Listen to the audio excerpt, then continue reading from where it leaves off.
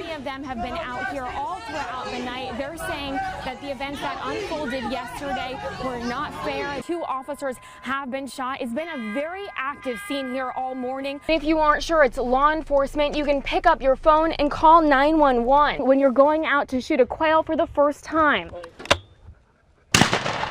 There are 2 separate investigations, one with the school system to see if he'll get another job, and the other is the criminal process. Will he spend time behind bars? Just to give you an idea of how big it is, let me step out a little bit. This tree topples over. And I'm wearing one of these safety harnesses today to give you an idea of how far they must have taken the body. Tara Grinstead's house is about 14 miles from here. The men are armed. At this point, the search still continues in this 20-mile radius. Friends of Boggs are devastated, and the people who live in this area are startled. Extremely emotional night. Family members, including the mother of Bruce, were here today. People who live in this area say they heard the sound when the man was shot. To be honest, I didn't think he was going to make it with the amount of electricity that hit him, but you know, with God, all things are possible. Halik Jordan says it was the grace of God and work of the crew on scene that they were able to revive the lineman who was nearly electrocuted Wednesday night. He was unresponsive. They never gave up. In my opinion, the crew saved his life. It was around 6:30 in the 200 block of West 6th Street where it happened. Jordan said he had just been outside thanking the crews for their hard work. I had just come out from talking with them, you know, telling them, you know, good job that they was doing. And I walked in the house. It wasn't 5 minutes later, we heard those, like a buzz sound, a real loud. Police say Marshall Freeman was working on the power lines when he was shot.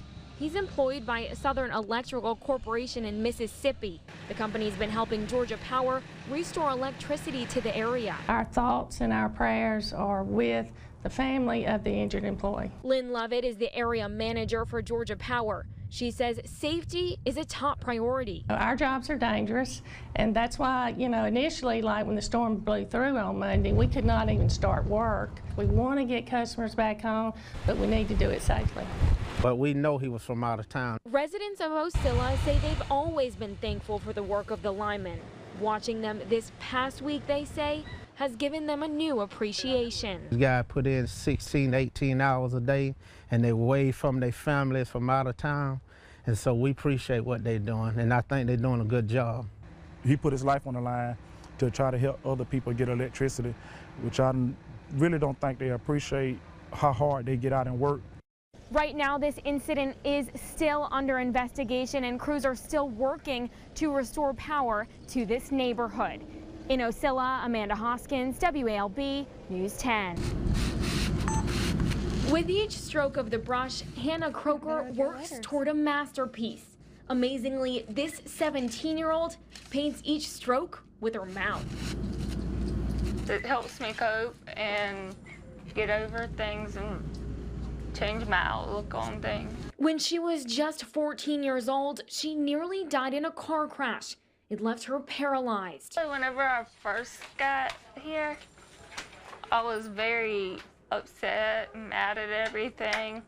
Didn't think I could do anything really. But with the help of her nurses, she's living a new life and bringing hope to others through art. But after a while, I figured out that I could do stuff. I just had to do it in different ways.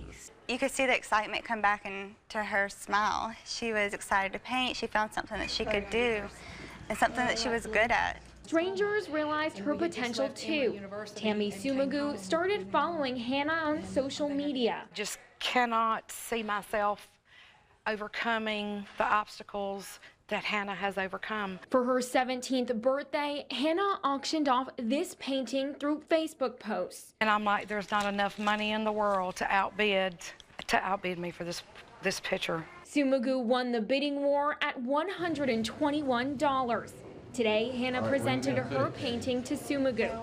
She also gave the money and all of her birthday presents to Phoebe for patients to enjoy. I wanted to help everyone else. She's out of the hospital now, but her work will remain in the halls for years to come. My first painting.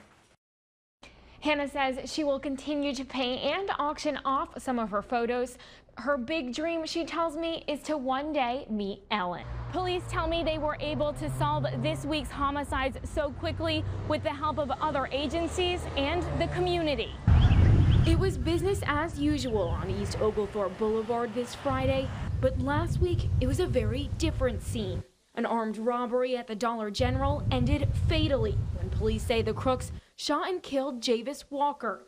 Police say he tried to stop the crime.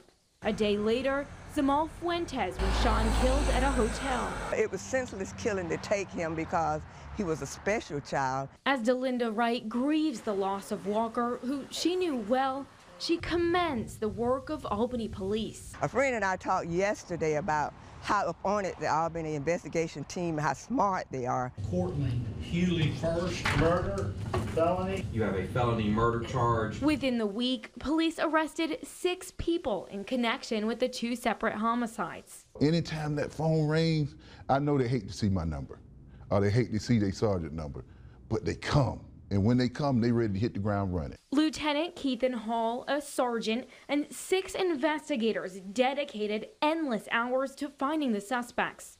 What motivates me is speaking with the families. I mean, bringing justice and closure for the family, the mom and dad. That's a tough thing to lose a child. Police say surrounding departments and community tips contributed to the speed in solving this week's cases. By the time we get to the station, we got information on the Crime Stoppers who possibly committed that crime. And that's awesome. That's what we need more of. As police thank the community for help, some are thanking police for their service. You think you're gonna get away with crime, especially murder, think twice, because the Albany Police Department and the investigation department is right on it, so you don't stand a chance. In Albany, Amanda Hoskins, WALB News 10.